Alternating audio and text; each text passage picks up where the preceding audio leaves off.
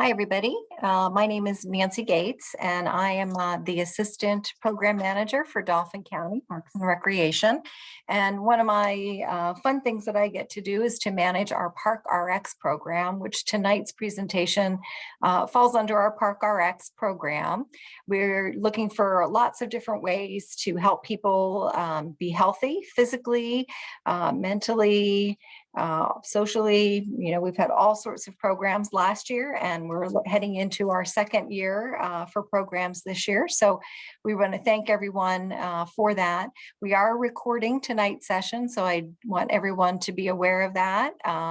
And we will be sending you a link to that to the program after probably tomorrow or possibly Monday, depending on how the schedule is. So thank you all for joining today. To help things run smoothly, we are asking that you remain muted, all participants, during the program. And we do have a chat box, so feel free to type any questions or things that you may have into the chat box. And our presenter tonight will be happy to address those questions as we get to the end of the program. So I want to thank you for that. And with that, our program tonight is Transition to Transformation, Battling Burnout and Building Resilience. And tonight's presenter is Beth Romansky. Beth is a seasoned higher education professional, currently in the role of Director of Professional and Continuing Education and adjunct faculty member at the Maryland University of Integrative Health, a leading academic institution solely dedicated to integrative health programs. Beth also holds a Master of Science in Higher Education Administration and serves in various continuing education leadership positions. She's an avid lifelong learner, and Beth holds a certification as an integrative nutritional health coach, and some of you may have joined us for her smoothie presentation last year. She's also the founder of MyHealthy Transitions Health Coaching and a co-host of the Wellness Warriors radio podcast and a professional health educator. So with that, I am going to welcome Beth, and I'm going to stop sharing my screen, and we're going to turn it over to Beth and get started here tonight. Thank you so much, Nancy, and everyone for joining me this evening. Bear with me while I try to make this transition as we are transitioning ourselves from burnout to resilience. I'm going to try to bring up my presentation now to get the program started.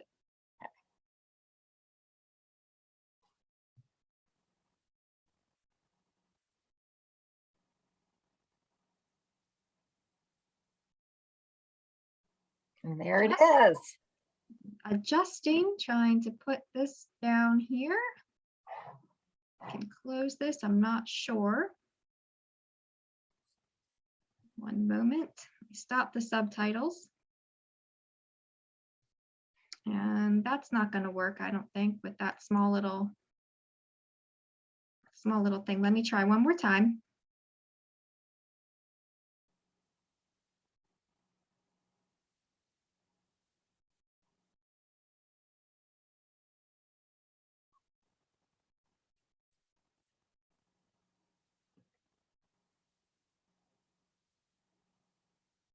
Okay, here we go. Now I'm getting to this presenter view. There we go. There we go. Yay. Success.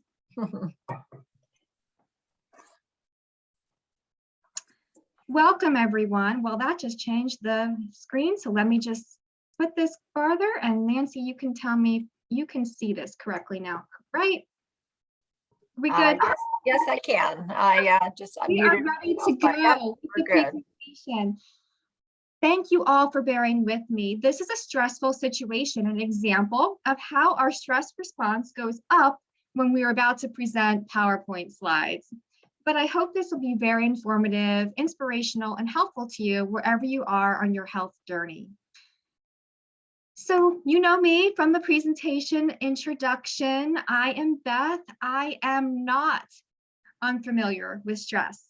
I am very experienced being burnt out. So I want you to know that I'm not talking at you at this presentation. I'm right here with you along the journey. And in my efforts to become a more balanced person and to manage my stress and burnout, I've learned a lot, both from my personal experience, but also from my professional experience as a health educator and health coach. So I hope you're going to find some things helpful to you today as well. I'm also a diplomat of the American Institute of Stress, which makes me very proud to say that I've been really working on this myself for many years now.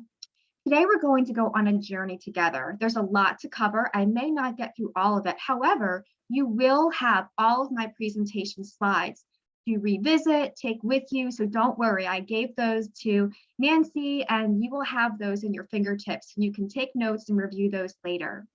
This evening, we are going to first create a foundation covering several phases of what stress and burnout really is. And then we'll also move into what resilience is, because we all want to be more resilient. Then we'll discuss simple strategies, how we as individuals can effectively manage stress a little bit better and to optimize our well-being and productivity. And we'll create a personal wellness plan. We'll start to, we won't get to all of it, but I'll give you some tips for building those healthy habits to prioritize your health and well-being and those of others. But first, I'd like to know in the chat, how are you feeling today? What's your current level of stress and burnout? Extremely high, high, moderate, or some people really chilling out right now? Because I would like to be you. So tell me, respond in the chat, share what you're feeling right now so we can get a calibration for where we are in our bodies. It's really important to check in with ourselves frequently and all the time throughout the day because our stress levels can ebb and flow.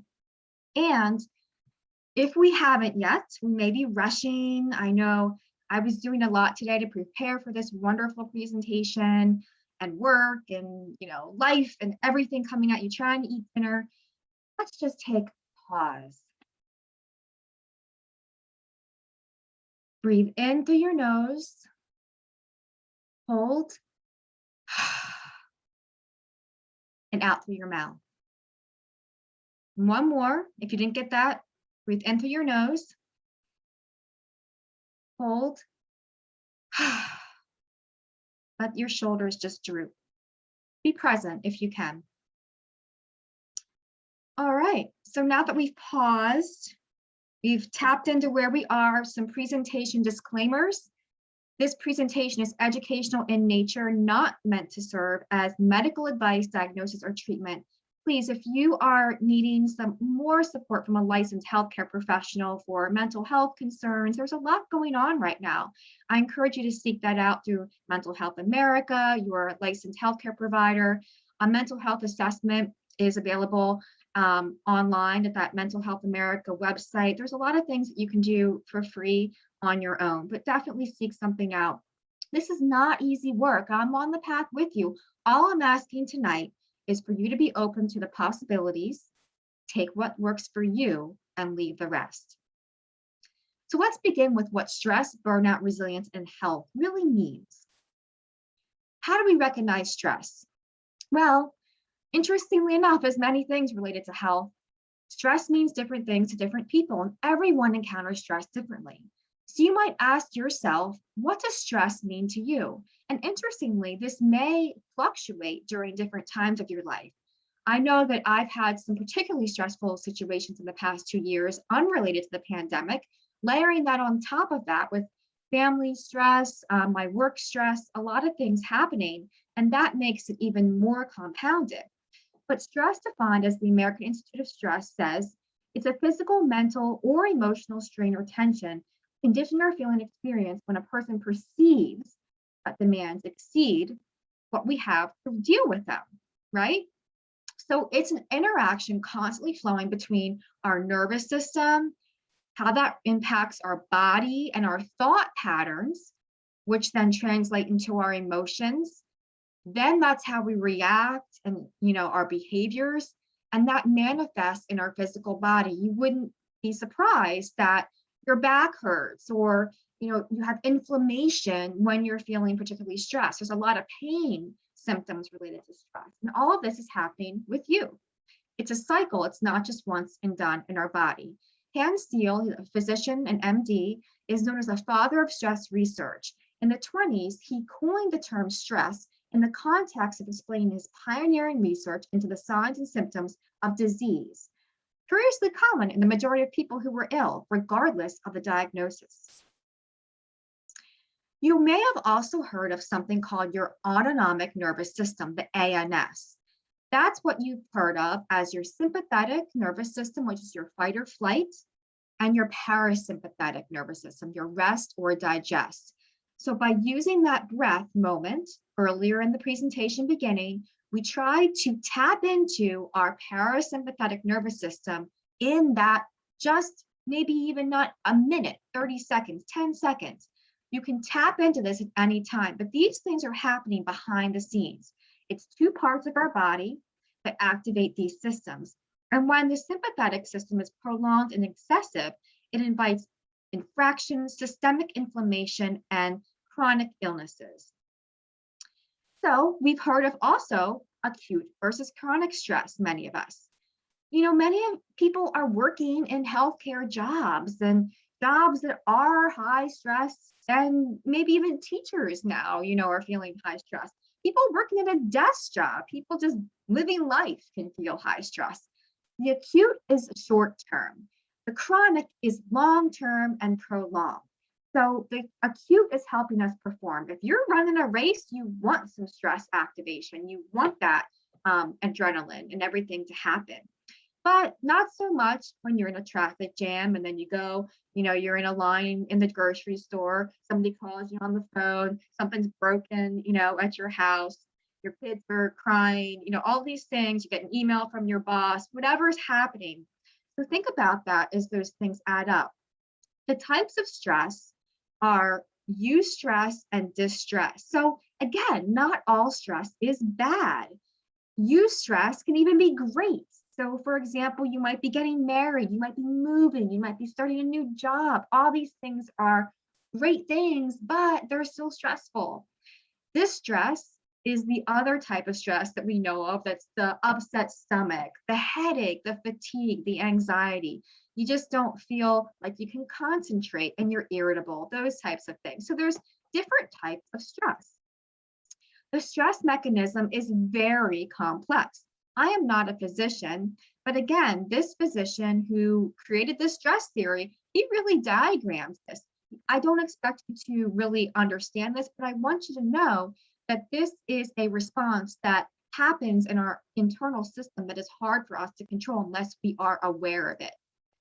So our stress response is activated through hormones, inflammation occurs, and then that manifests in things we know of as our mental and emotional health and our physical health. We also experience these micro stressors, right? So it's the overflowing email inbox, back-to-back Zoom meetings, negative feedback, the news, all of these things that can be traumatic. Maybe you have a loved one or yourself who has a health diagnosis. These are stressful. And I'm not saying that you shouldn't recognize these as stressors of everyday life. However, we need to think about how we can manage and move through these and be kind to ourselves when we have this amount of stress. A chronic stress impact, as I stated as a health educator, is important to me because I see a lot of this in the clients that I work with. And if we work through stress, some of the things like, simple things, somebody wants to lose weight even, it may not be that dramatic, but maybe somebody has an autoimmune condition or something that is more metabolic stress, diabetes or cardiovascular disease. Those diseases can be really influenced by stress as well. Your blood sugar, as I taught in a sugar detox class, that actually goes up in response to stress. It also impacts our relationships and other things that are not related to, our direct health, but they impact us emotionally and mentally. Now, we all respond to stress differently. So I'd like you to look at this slide and maybe write in the chat. Do you respond to stress in a particular way? There's fight, flight, freeze, and fawn. You may not have heard of fawn, but I like to include this because I often fawn. It's that self-preservation and people-pleasing. You have a hard time saying no or setting boundaries, and you put others' needs before your own. I do that quite often, which is how I've tried to realize that about myself and be more confident. in setting boundaries for myself, for my own health and well-being. So let's go back to that slide and just take a moment to reflect and respond in the chat if you feel comfortable. This is a safe space, not being recorded in the chat, for how you might respond to stress. Do you freeze? Do you try to, just get stuck? Do you procrastinate? Do you have a flight response where you worry a lot? You're a perfectionist. I'm that for sure. Fight is something that people get angry sometimes when they're stressed, which is sometimes peculiar to others that go on the other response. So knowing what other stress responses are can also help you with your relationship. Thank you so much for sharing in the chat as well. So you can see what I'm trying to illuminate here for all of you, that stress can be a response to our inside world, our head, what's going on inside, as well as outside world. Put those things together, and that becomes our stress response. Some of us may or may not be working right now, but for those of us that are in a workplace setting, this is very much impacting the workplace. 83% or more of workers are experiencing stress at the workplace. And businesses are losing a lot of money related to this because of people not performing well, they're getting sick, they're just not at their highest level. This is something that's a problem in the workplace.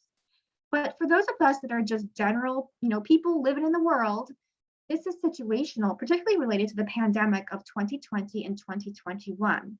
This is from the American Psychological Association, stress related to the pandemic. And as you can see in this January 2021 stress snapshot, that the majority of Americans were stressed at higher levels during the pandemic. Makes sense, those of us that were living through it. It has been very stressful. And there's been a term that's resurged, it's gained a resurgence in the pandemic, which is called languishing. So it's not quite depression, it's not quite where you're at that point, but you feel like you are in a fog.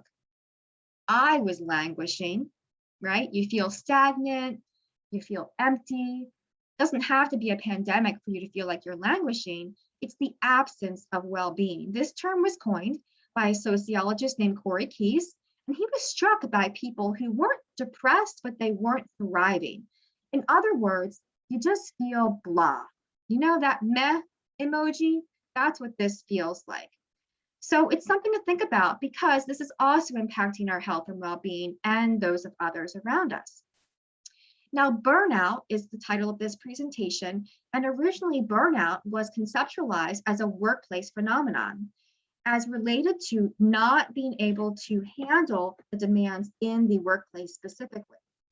So this manifests in feelings of energy depletion or exhaustion, increased mental distance from one's job, feeling negative, you feel cynical about it, and you feel like you're just not performing to your highest potential. This was coined by an American psychologist named Herbert Freudenberger in the 70s. He saw this mostly in the helping professions. I'm in a helping profession, and we easily get burned out. Many of us helpers feel like we are just trying to make a difference in the world, and we love what we're doing, and we feel important when we're doing it. But it can affect anyone, from stressed out career-driven people and celebrities to overworked employees, anybody who's just living, who has a life, it's something that we all experience now. It's not just workplace. So that original categorization has transitioned just from occupational both to personal. There are 12 stages of burnout as commonly indexed by the Maslow Burnout Inventory. There's no one instrument to measure this, but this is a very common one. And this manifests again amongst 3 dimensions commonly amongst all inventories. And that's the emotional exhaustion, depersonalization, and reduced performance ability and or motivation. I highlighted the purple area because we're going to talk about that in the next section. Neglecting personal care and needs is a common stage of going towards burnout. The final stage is that mental or physical collapse, and we don't want to get there, but it happens sometimes. Burnout subtypes can also be interesting because you may just not even feel challenged, and that can be a kind of burnout. So what I'm trying to say is that the interaction here between stress and burnout is that stress is often situational, strain is that chronic stress, and burnout leads to detachment, and that exhaustion. Signs of burnout, you can see right here, can be behavioral, emotional, cognitive, and physical. So a lot of the same things that happen with stress, but to a higher level. But let's talk about resilience because, I've talked a lot about the negative sides of things, maybe, thinking, oh my gosh, what are we going to do? Well, resilience is a buzzword that's come back, but it has many definitions and is contextual in nature. It's not something that happens to you, but rather a phenomenon that requires individual effort. The APA defines resilience as adapting well in the face of adversity, trauma, tragedy, threats, or even significant sources of stress. However, I do believe that this is more about just being someone who can bounce back amongst life challenges where you're not in that state of collapse. And this often involves self-awareness, mindfulness, self-care, positive relationships, and purpose to be a resilient person. So again, it doesn't happen to you. You are someone who becomes resilient. So it involves some profound personal growth as well. Interestingly enough, my health educator nerd is going to share that the National Institute of Health is actually working towards this because there's a very complex system of resilience where you may be having a health concern. Maybe you had a really challenging health challenge that was a surgery or a fall, or my father recently is recovering from cardiac arrest, and that's something that's really challenging to recover from. The way that you can build yourself up is that foundation that we're going to talk about later. So we're trying to figure out how these systems interact both on the individual, community, and environmental level for somebody to be more resilient so we can have better health and recover better when something really happens that's traumatic to us. But let's think about resilience in a different way. Instead of just bouncing back, wouldn't it be nice if we could also grow and bounce forward, right? So let's think about it as a skill set. People that are more resilient may have some traits. It may be partly genetic, but it's not entirely genetic. It's more complex than that, according to studies. So there are multiple pathways towards being more resilient. You want to become more flexible, optimistic, seeing yourself as able to have confidence in your coping abilities because you're gonna encounter stress, right? I'm not telling you to just remove all stressors. It would be great to get to a no stress point, and we have those points at some points, but not all the time. But your confidence to cope, challenges, orientation versus a threat. So if you're seeing a challenge as an opportunity for you to grow versus, oh my gosh, this is just the end of the world, that's a better mindset to have to be more resilient. And that can lead to the type of goal-directed self-talk we can work on with our own minds, saying, I can do this. Think about, what is it that's bothering me and how can I better handle this? I have the capabilities to do this. What's holding me back and is this working for me? And I can get through this. That type of self-talk in our heads can be very helpful, according to research, in fact. So let's think about resilience as a continuum. It's not static. So at multiple times in our life, we may feel and become more resilient than others, depending on what's happening. Let's just, share in the chat. Reflect on a time when you faced adversity or a challenging time in your life. And what did that experience teach you? You're all here tonight, so you probably overcame it in some way. Now let's move into some stress management strategies. Quick strategies to relieve stress in the moment. We already practiced a little bit of this, but not quite. The 4x4 breathing method is very common again to really just tap into that parasympathetic system. It stimulates something called the vagus nerve. It's our biggest nerve in the body, really important to regulating our systems and that stress and fight or flight response, and our heart rate variability, which is a measure of our heartbeat, and it's controlled by our ANS. It works regardless of our desire to regulate it, but it's controlling our blood pressure, our heart rate, our breathing, and digestion. I have a digestive condition that is impacted by stress, which is another reason why I'm very interested in this topic, because If I can manage stress, my digestive condition is much better managed.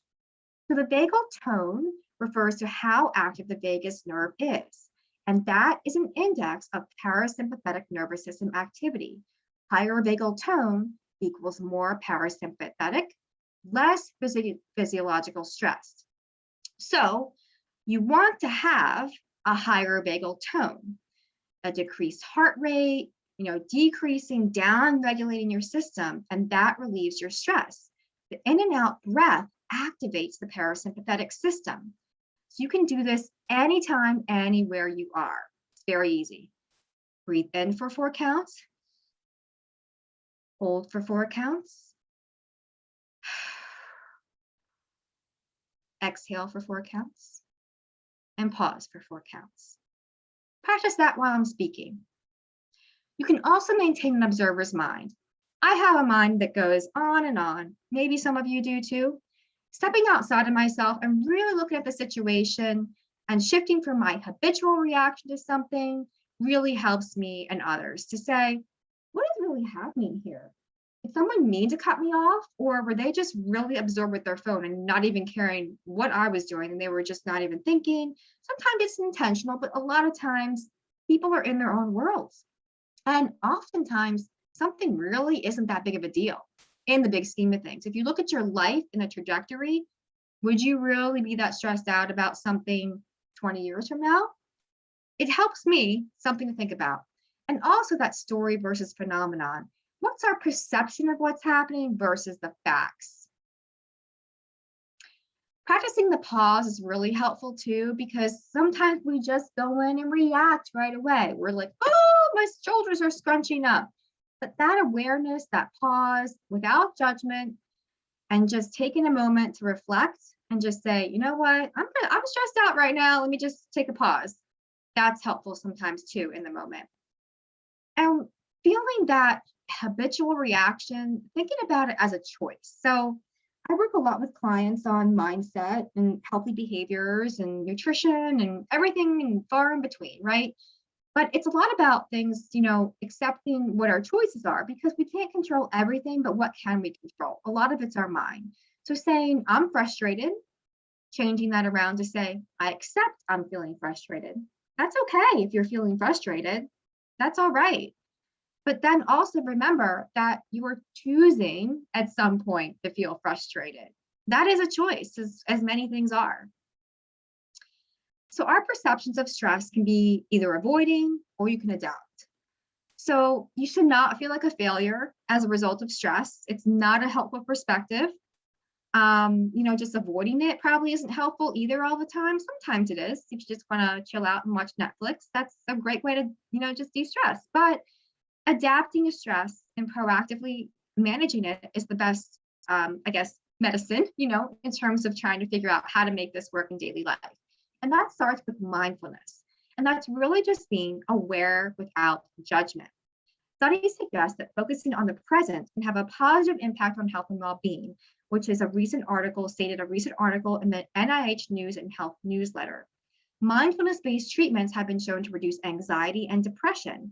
There's also evidence that mindfulness can lower blood pressure and improve sleep, and it even helps people cope with pain. That's from the National Institutes of Health. So think about the observer's mind in practice. Ask yourself these questions throughout the day.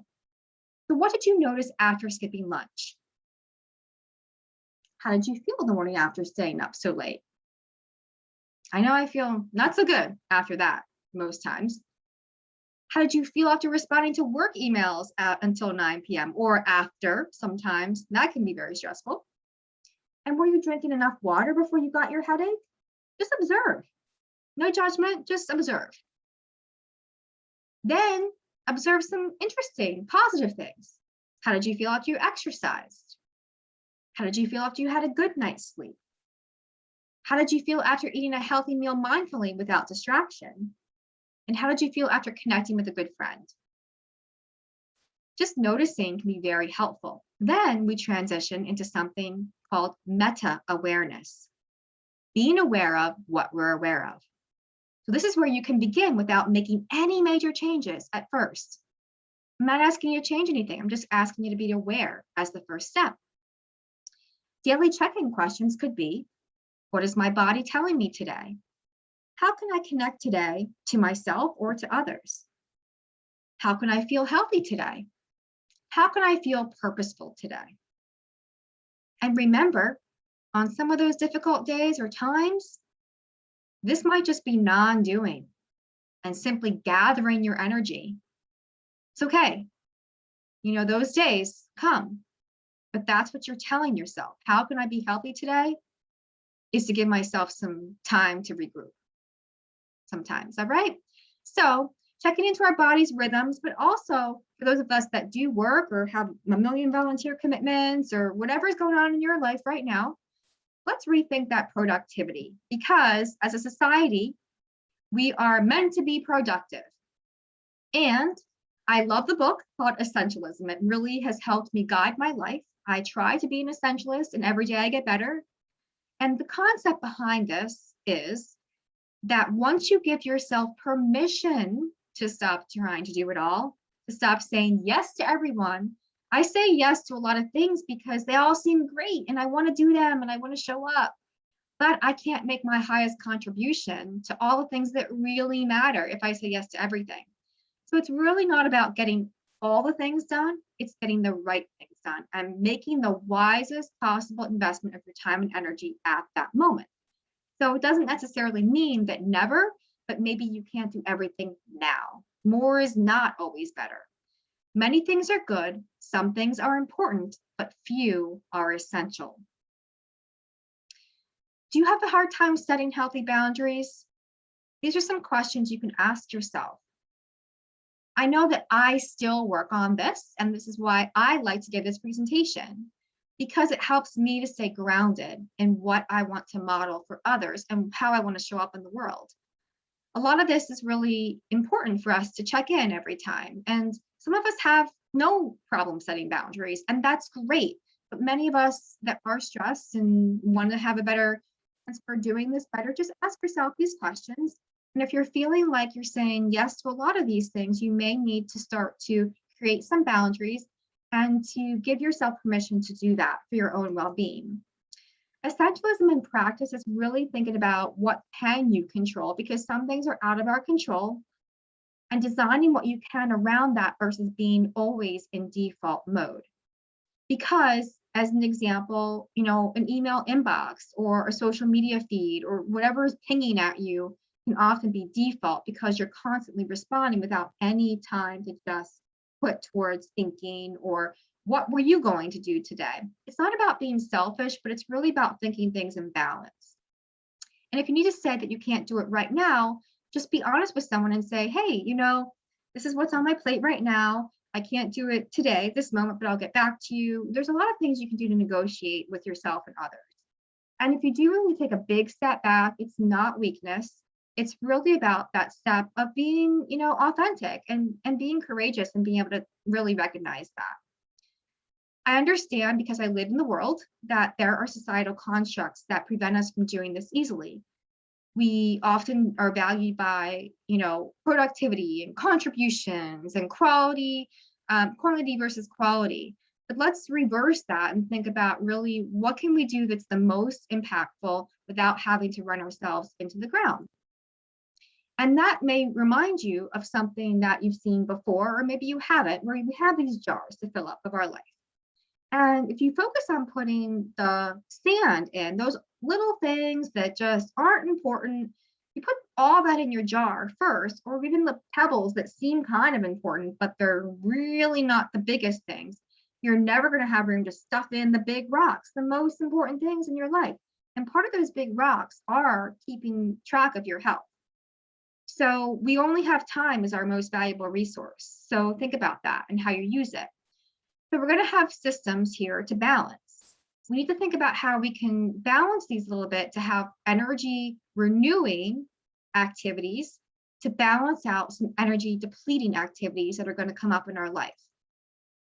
I love this quote, particularly for us that are, into work and workaholics, and those of us that just like to do. Sometimes we just need to think about where we can gain some actual inspiration from that rest period. So building resilience involves a solution-oriented approach, which prioritizing self-care is the foundation.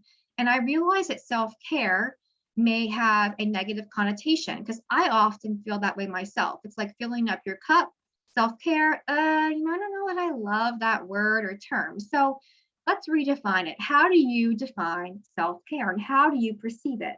How often do you all respond in the chat, engage in what you would call self-care activities? Please respond in the chat to that as I move on in the presentation. According to the World Health Association or organization, self-care is really our ability to take responsibility of our own health and wellness, daily habits and lifestyles, which make us healthier. Simplified, proactively, and consistently taking care of yourself and your health. Think about it as tending to that soil, that foundation that you need to be resilient, to show up for others and the life that you want to live. There are barriers to self-care: time, money, norms, of course, and beliefs we have around it. We need to redefine self-care for ourselves. It's not always going on vacation, though I really want a vacation soon. I'm looking towards spring and summer for that. If you would like to, sometimes I like to call it recalibration, rejuvenation, maybe something that's just like resetting or regrouping. Whatever really works for you, if self-care is not the word, how can you redefine it so it feels more accessible? Here's a list which you may need to revisit when you have the slides, but this could be anything from, taking a little 5-minute stretch break. You could outsource a routine task you really don't need to be doing. You could start your day with a favorite cup of tea, just like looking at the sun or the sunrise. You could organize your office space if you're somebody who likes things to be uncluttered. You could maybe read a book for pleasure. Maybe you could do something like tonight. This is self-care. Maybe you could prioritize getting more sleep. A lot of things can happen, to create some self-care. It's not just about, going to the spa or doing something that's more, I guess, fluffy if you're thinking about self-care.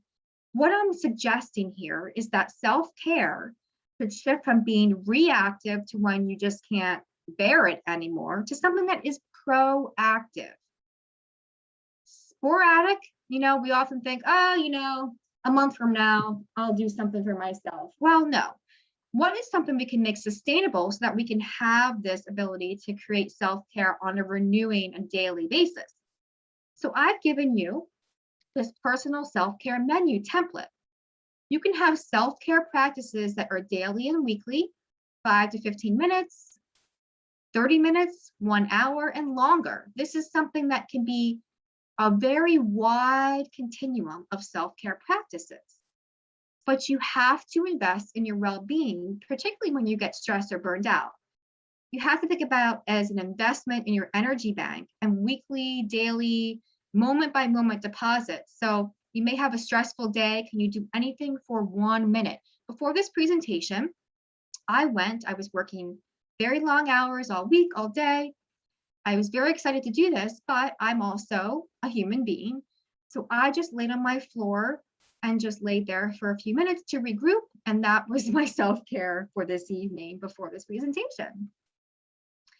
So I just want to integrate this into real life. It's going to show up differently for everybody. So I encourage you all to just take one action step, one thing within the next 3 to 7 days from this presentation that you can do to incorporate something that would be replenishing for you, not difficult or hard, as a regular part of your lifestyle. You may or may not keep it up, but just try something.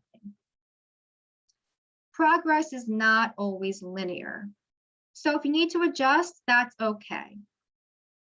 So I will say that one thing that's really easy to do is try a gratitude practice.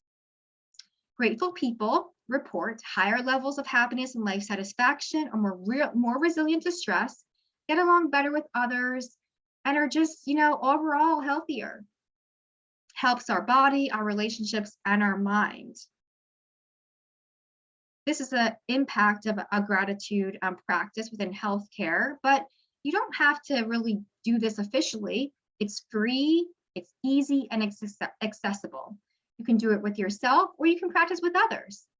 Ways to cultivate a gratitude practice in daily life is something that's very easy to incorporate as a pairing activity. So let's say you're brushing your teeth, because we should probably all be doing that. So every time you brush your teeth, maybe you say something you're grateful for. Maybe it's minty toothbrush if you can't, or toothpaste if you can't think of anything at the moment. Some things are really silly. Right now, I'm grateful that I can be wearing yoga pants to present this presentation. Things are really, they don't have to be big. I'm also grateful that I have, a window to look out and that my family is nearby. So it's a multitude of things you can be grateful for. And in really hard times, you can wake up to something that you can be grateful for others, because you may not find something that you're grateful for at that time. It doesn't mean you have to be always optimistic or positive.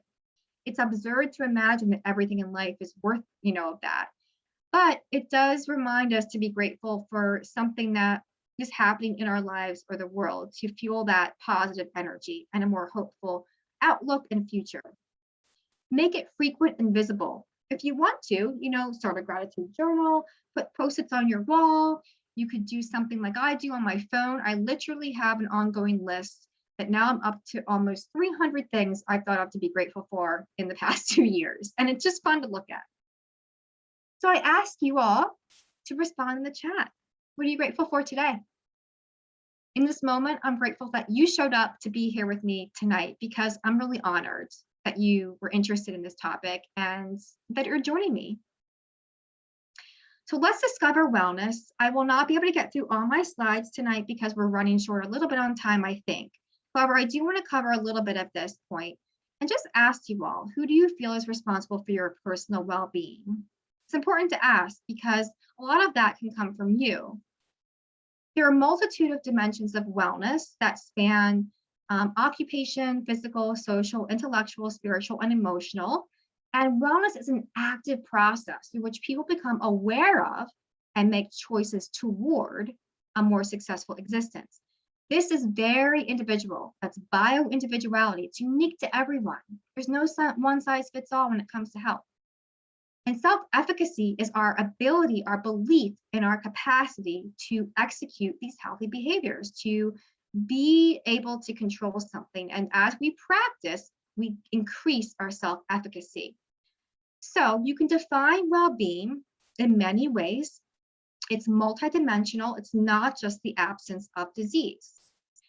So the NCCIH, the National Complementary Institute of Health, National Center for Complementary and Integrative Health, is saying that it's really the extent to which people are doing well in life, a positive state. So it's kind of like that balance I was talking about before. And interestingly, numerous meta-analysis research studies have correlated greater sense of purpose and well-being with better health. So that's important to think about.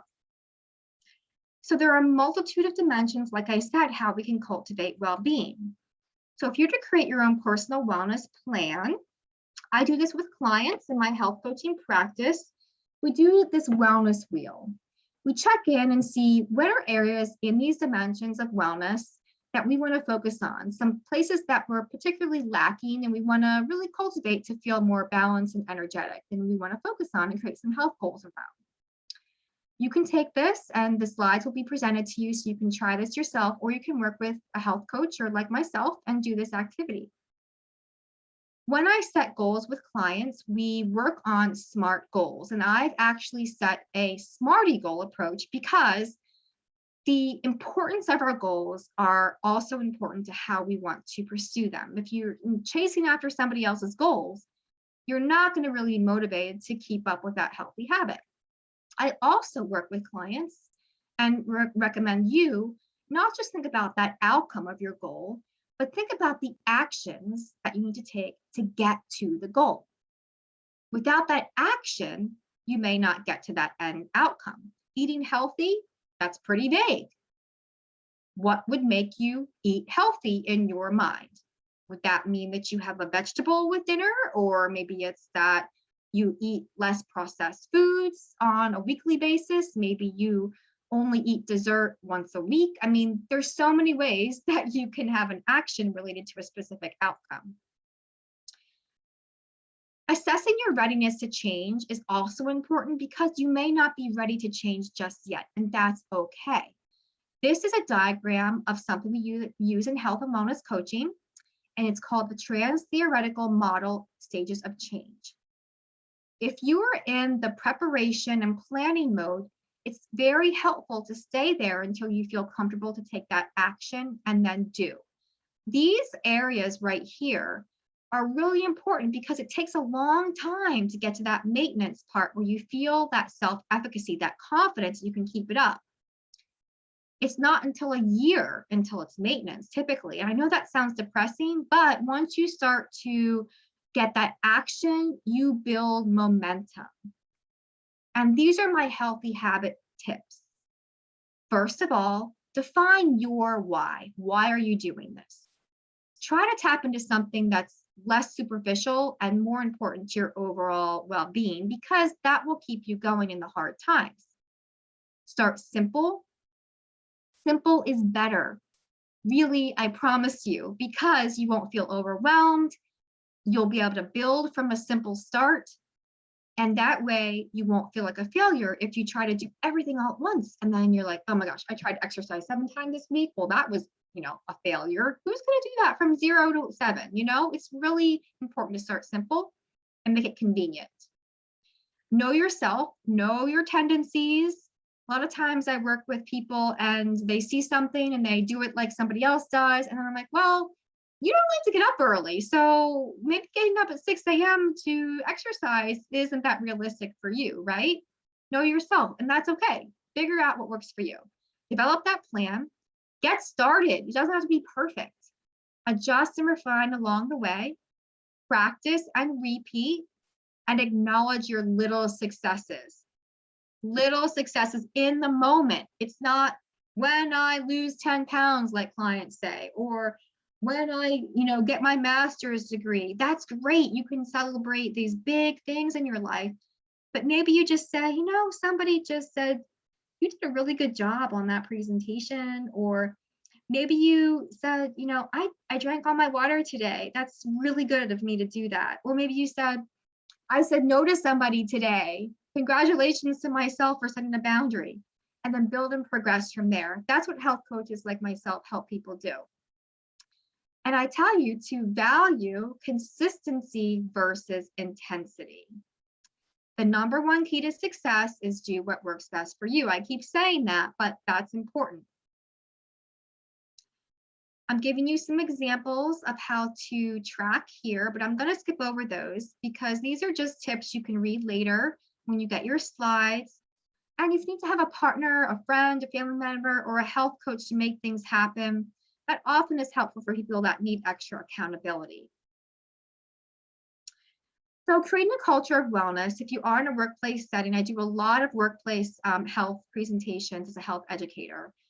There are a lot of factors that relate to health and wellness. And what I'm suggesting for you here today is that try to focus on how you can influence your personal sphere of influence.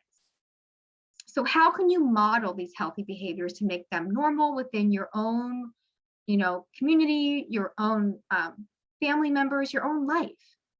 And that will then lead to these higher level impacts that will hopefully lead to more public policies that will help us with things that are really challenges. As we realized during the pandemic, everything is not equal, particularly when it relates to health and healthcare. This is the social determinants of health as laid out by the Healthy People 2030, the CDC, U.S. Department of Health and Human Services. And it's really important to think about these things, generally speaking, how can we as individuals contribute to this? And it's important to think about, yes, some of us have higher barriers to this than others. I don't want to gloss over that by any means. But I will say that there's a theory in health behavior, education developed by Albert Bandura, and it involves observational learning. So this is something called reciprocal determinism. It means that people, ourselves, we can be both adopters of change and agents of change at the same time. So as you are modeling these self-care practices, healthy behaviors, things that make you feel good, you can be a positive influence on others as well. And this cycle will impact, and that's where we're thinking about that collective well-being. We talk a lot about this at the organization where I work in Healing Presence. I won't be able to go over this with you all tonight because we started a little bit behind. But I will ask you to think about, how can you become a healing presence, not just as healthcare providers that I work with, but this is a healing presence in everyday life. What that means is, like, for example, my dad, he's going through a lot of pain because of this really serious health challenge, and I can't fix it. I'm a health coach, I'm a health educator.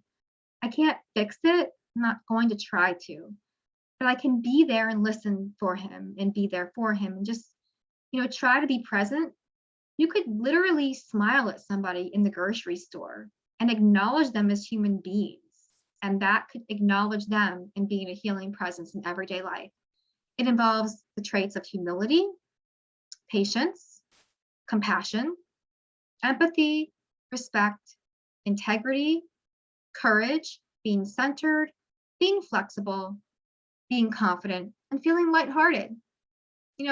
Sometimes laughing is a really good way to become a healing presence. And this is all related to tying this back to being mindful, self-aware, having self-care, and being a more resilient person. A healing presence action plan, you could develop this yourself. You can think of a goal. You could think of what that looks like in real life and what might it take to create those actions and practices to enhance this healing presence attribute, and who can support you along the way. So as we close this evening with this webinar, I ask you to take a moment to just vision, what you want from your life. And it's gonna have stress. But how do you want to move through the life that you want to live in that healthy and happy way? Some days will be harder than others, but how does it feel to move through life with more ease, less overwhelm, more balance, maybe sometimes? And how do you want to show up in your life? And just check in with yourself.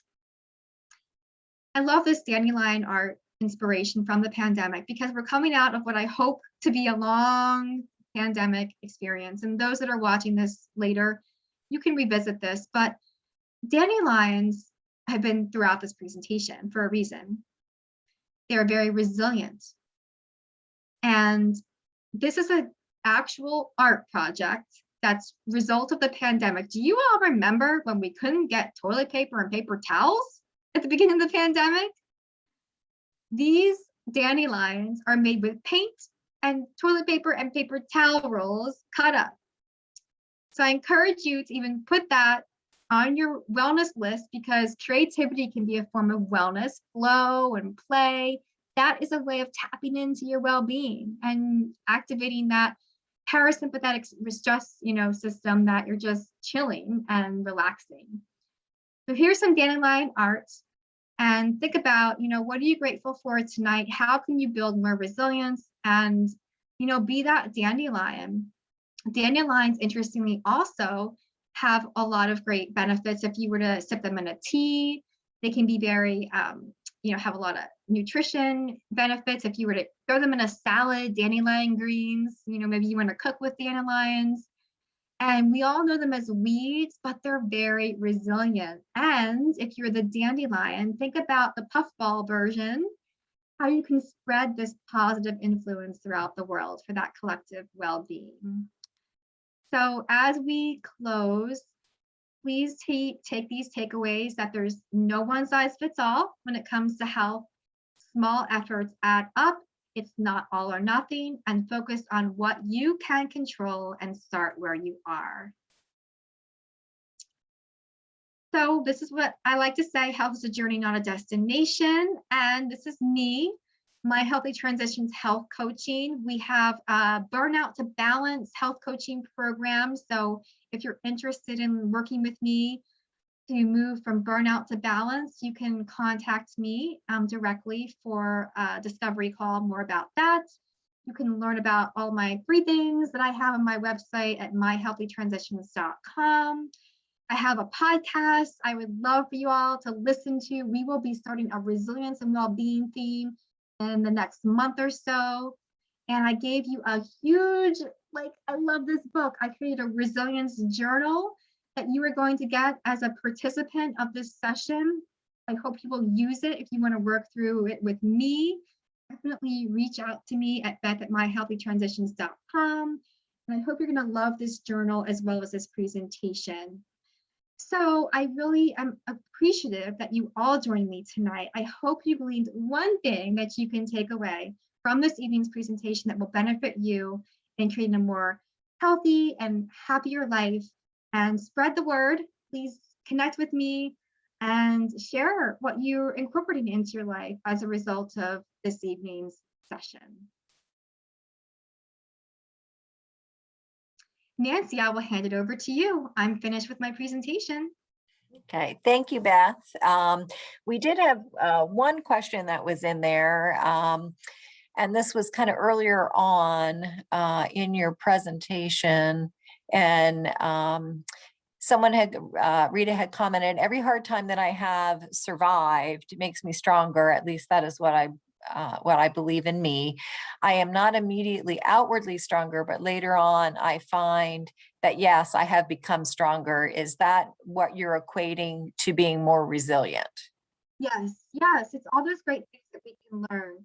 I appreciate everyone's comments in the chat. They were open to share and really reflect tonight, because these are the things that we can think about and we can say we are more resilient than we may realize. And I really appreciate everyone. I know that I'm speaking to people with a vast background of experiences, and I'm right here with you. So I really appreciate all the comments. And if you would like to, like I said, work with me on a coaching program, you can reach out to me tonight. But I think that there's a lot of great comments that have been shared as I read them about people really making it through some stressful situations, but it's more important that people are reflecting tonight.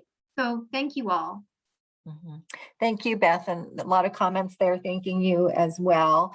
I did put at the very beginning of the chat, and then about midway through as well, part of the Park RX series of programs, which this program is tonight, is all about how we can all become healthier and get on the right track. And so as Beth has presented, maybe trying to take some action steps. One thing that I would like to share is just inviting you all to participate in more of our Park RX programs. We do have a whole series of different yoga programs that'll happen on the Susquehanna River, right on the lawn there of the Fort Hunter Mansion. We have some Art Heals programs that I hope to get up on the website tomorrow. We'll be doing some things with drawing and painting and working with clay. We have a great sound meditation teacher as well that'll be coming. And we also have several forest bathing classes too, which is all about going into the woods and being mindful as you take some time in nature. So I would invite any and all of you to check out the different programs that we have. And we really appreciate you being here tonight. Thank you, Beth, for your time and prioritizing us here this evening with this program. So thank you all. These are great programs that you have coming up. I encourage everybody to take advantage of those. That's amazing. So have the journal and these programs. I hope that you'll all feel wonderful as we head into the next couple of months. Thank you so much. Thank you. Good night, everyone. And I'll follow up with an email and the program materials for all of you so you can check back in and keep on track. Have a great night, everyone.